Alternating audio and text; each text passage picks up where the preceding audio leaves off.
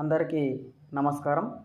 Intermediate మొదటి సంవత్సరంలో నుండి విద్యాలక్ష్యం అనేటటువంటి మొదటి పాఠంలో నుంచి ఒక పద్యం చెప్పుకుంటున్నాం.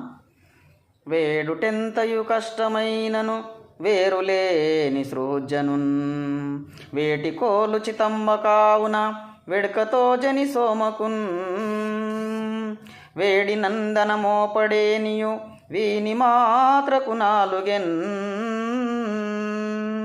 పాడె కుర్రల నీడె వీనికి పాలు ద్రావుచునుండగన్. ఇక్కడ ద్రోణాచార్యుడు కృపుని చెల్లెలు కృపిని వివాహం చేసుకున్న తర్వాత అశ్వత్థామ అనే కుమారుడు జన్మిస్తాడు. కానీ ద్రోణాచార్యుడు చాలా పేదరికంలో ఉండటం వల్ల తన కుమారునికి పాలు కూడా కొనివ్వని స్థితిలో ఉంటాడు.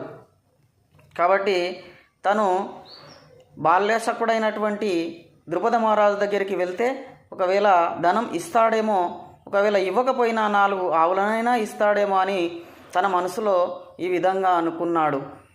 యాచించడం ఎంతో కష్టమైన పని అయినప్పటికీ కూడా ఎలాంటి భేదాభిప్రాయం లేనటువంటి స్నేహితుని దగ్గరికి వెళ్ళి అడగడం ఎలాంటి తప్పు కాదు.